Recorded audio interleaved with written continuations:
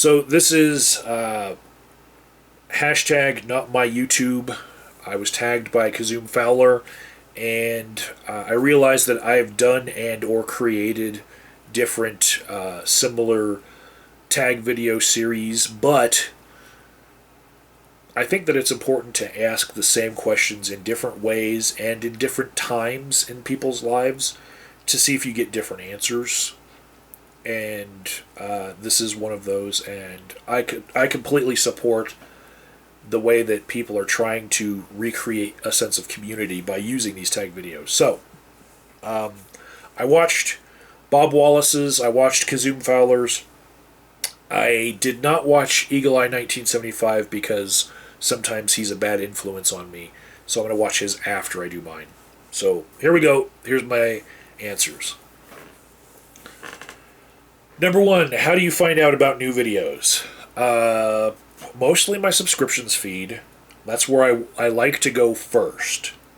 And then, if everyone there is, say, bashing SJWs or sad about the President-elect Donald Trump, and I've had my fill of that kind of shit for the day, then I will go to the homepage to see if anything's recommended for me, because the algorithm's been getting it right for me lately, and then I'll go to the trending. And I don't have a lot of time that I give myself to watch YouTube videos past that, but if somebody were to send me their video directly, that's another way that I get new videos. And also, when I do my weekly flags recap, I have aggregators that bring me all sorts of different kinds of flag videos, and a lot of them are videos that I would never watch if I were just looking for things that interest me in my hobbies. So that's one way that I find out about videos that nobody else uses. Number two, what's a feature of the site that you miss? Firstly, just like everybody else, I miss response videos as a feature, but I understand why it's broken, why they took it away. It's because people were fighting for position on all of the more popular videos of the day. All the trending videos had videos that had nothing to do with that video in their responses below. The last two videos to set themselves to be responses to that video would show up right underneath that video, and people were fighting for position on that with videos that had nothing to do with the original video. And outside of the great debate community, people were using it very irresponsibly just for self-promotion.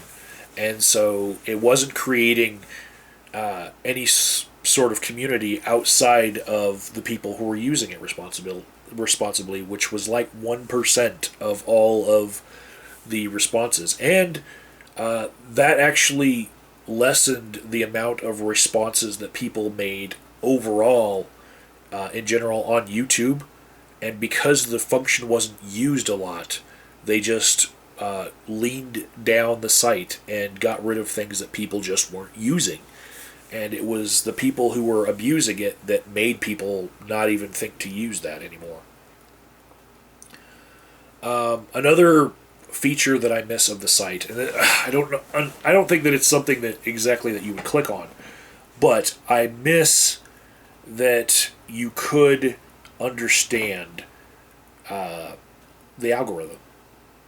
That you would have some idea of whether or not the thing that you're about to upload was going to go viral or not. And I've put a lot of work into videos that went nowhere.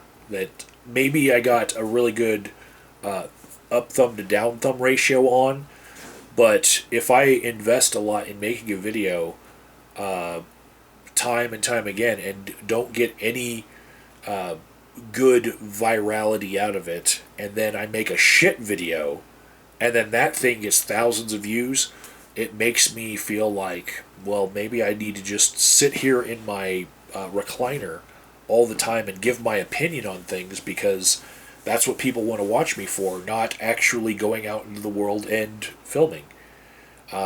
No, even if it's a trending thing. Like, there's a fire in Denver right now as I speak, right? It's kind of on the Lakewood side, near the mountains on Green Mountain. And am I filming it? Nah, I don't really feel like it. You know, there used to be a time where anything on fire used to get you a lot of views, and it was interesting. But I can't tell you what is going to get views. I can't tell you what to do at all, except for just keep on making videos, and one of them's going to hit. It's like throwing spaghetti against the wall to see if your spaghetti's done. If it sticks, it's good. You know, I miss being able to understand the algorithm and how videos were promoted. And that was ruined by The Reply Girl and Megan Lee Hart and Life in a Tent. And if you don't know what they did, look it up. Basically, they abused the algorithm and knowing how it works in order to get promoted so much that they became YouTube stars and actually made a living on YouTube. And because they were able to completely misuse their knowledge of the algorithm, I feel like now we're all kept in the dark about how the algorithm works. And it changes probably daily just to fuck with people who are trying to find out what it is that they need to do. But is it putting words in your tags, title, and description? No. No, it whatever you're trying to fucking do, they've already accounted for. Well, people are going to try to abuse the algorithm and get their videos promoted, so let's just make it so that nobody knows what to do. And nobody gets rewarded too much for doing anything right. Let's see. Number 3, what's your least favorite trend on YouTube? Every so often there is something that comes along that people start thinking, well, this is the death of YouTube.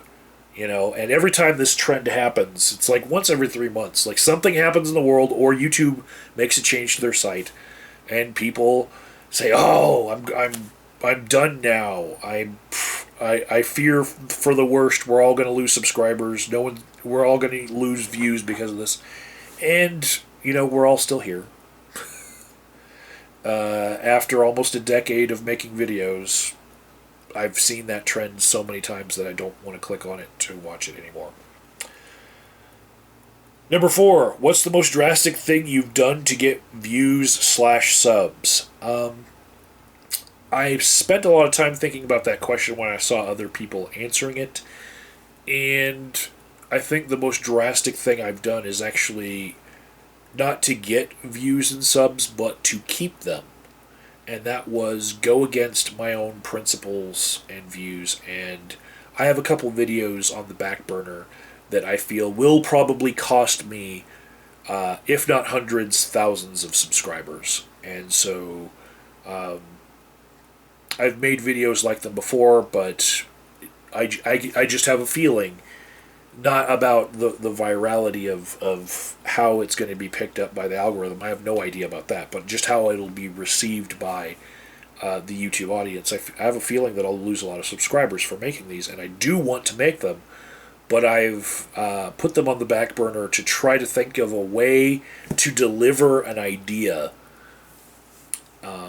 without getting too much blowback. And if I can't, then I think just by the end of the year, I'll probably just make the videos and put them out there however it is that I can, and just feel good with my own conscience, but suffer the consequences in subscribers, because I'll feel better myself that way, even though I'll lose subscribers.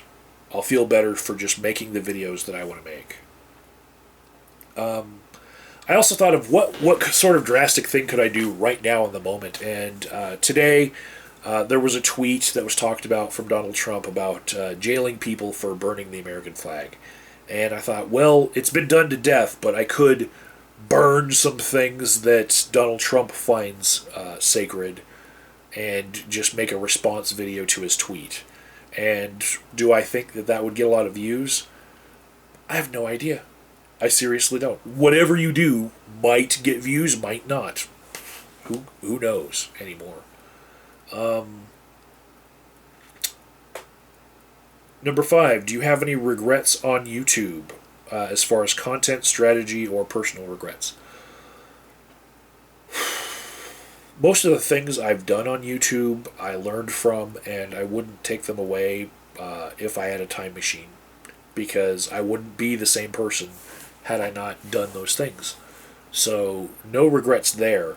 What I do regret was there was a time when my personal life was so overwhelmed that I could not post for weeks at a time.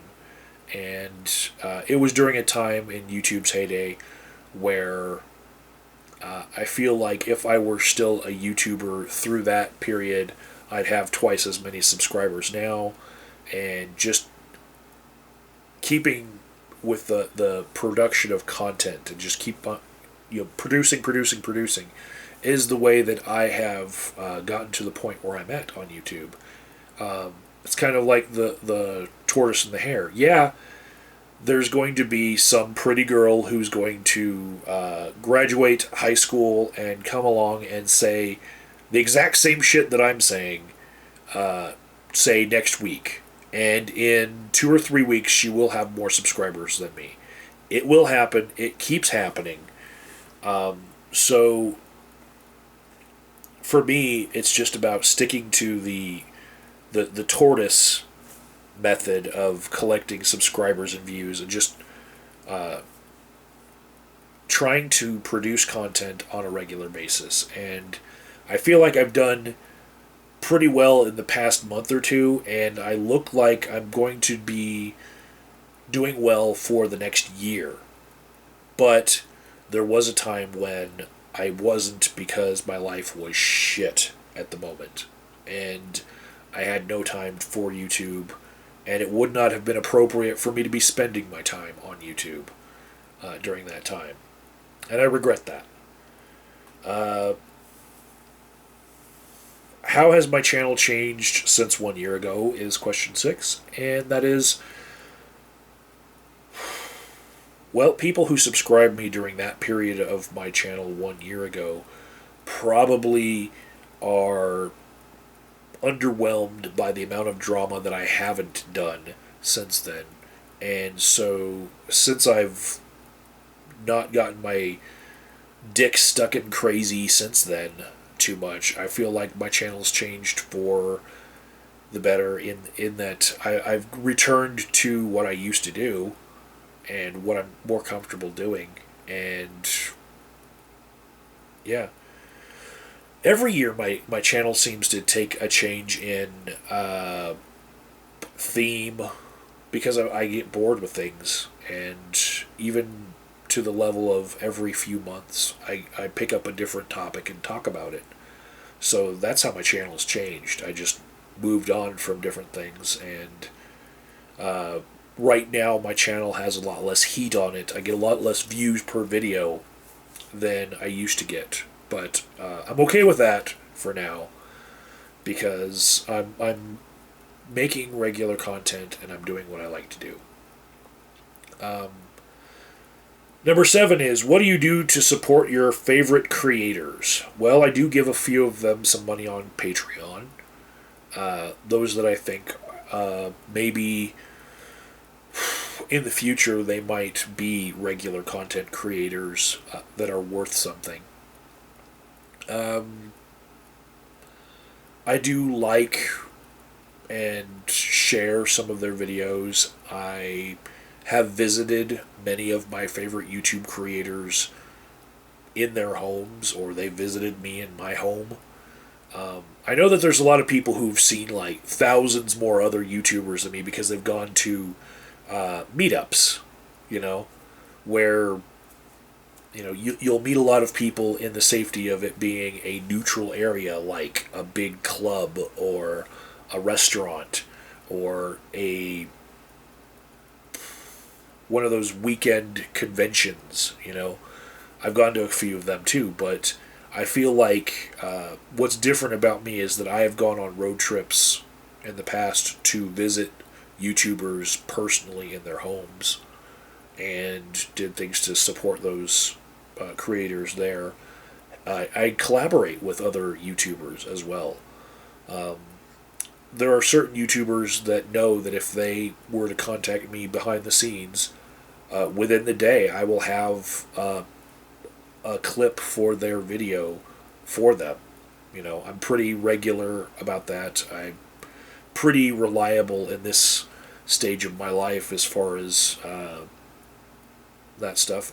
And this tag video right now, you know, these tags are like unbroken chains of, you know, one person contacted me and said, you know, I want you to do this video series and I want you to tag three others. And it's kind of like a pyramid scheme in that respect, but it really does help create community. And there's a link to a YouTube creator in the description box, and the three that I'm going to tag at the end, you know.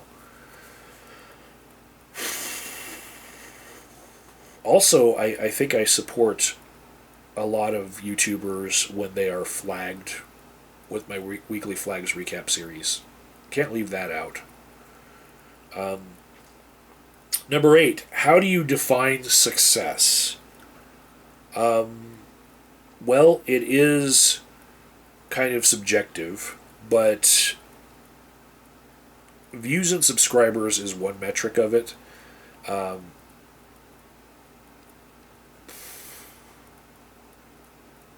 Are you getting out of the platform what you expect to get out? You know, if you're putting your thoughts out there as a time capsule for archaeologists hundreds of years from now, just to be able to see you and see how you're talking, hi guys, hundreds of years from now, and they're watching your videos and it's doing what it's supposed to do, then I consider that a success. You know, if all of YouTube's servers are blown up and so it happens in some World War III scenario and all of my videos get erased, then I would consider that not a success on that end.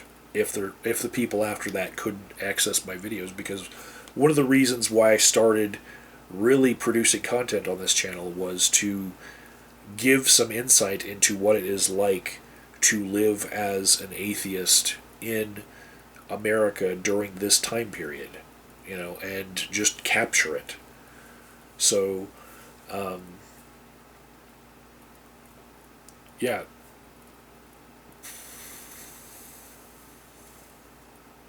There were a couple other things that I've done that I felt that I was successful at doing, in making points, and I would say at least 5 people that I can think of off the top of my head have changed their perspective on how they view the world because of interactions with me personally. And they've told me this. And 2 of them hate my guts, but they did change their perspectives. You know? Being that evil, mean atheist that makes ponage videos doesn't always make you friends, but it can sway opinions. Number 9, are you happy? Yes, I get happier every day, it seems, in this part of my life. My personal life has had a lot of bumps in it. You know, a lot of horrible things. And in fact, about a month ago, I spent about a day and a half crying over something that now I look back and I'm okay with, you know. But on average, I would say I keep getting happier in this stage of my life. And I think it shows in the amount of videos that I'm producing and how regularly I do that, because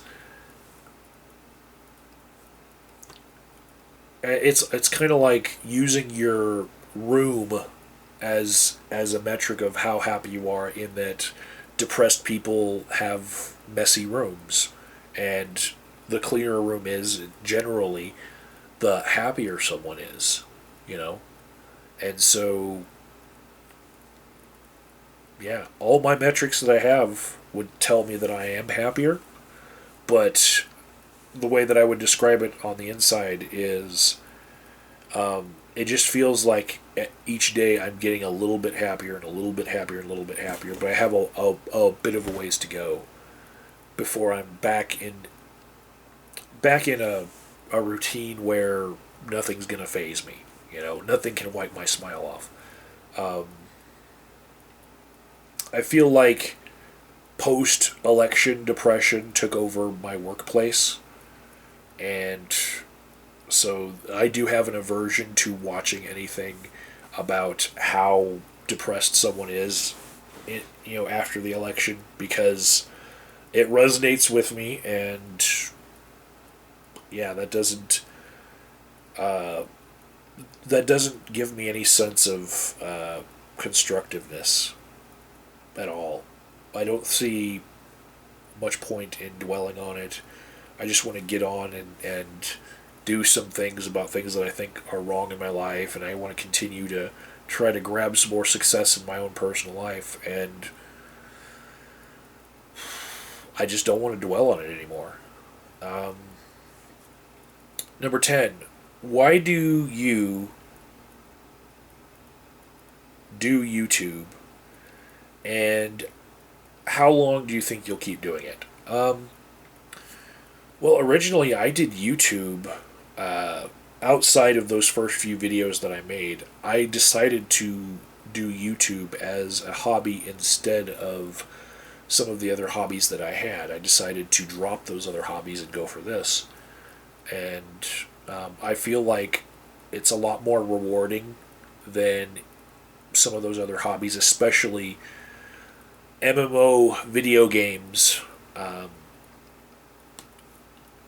When I used to play those MMO video games, I remember trying to schedule my life around the video game. There would be like this big boss that we had to beat, and so everybody would have to meet 7 p.m. Eastern, in order to log on and beat this boss. We were going to have the raid right then.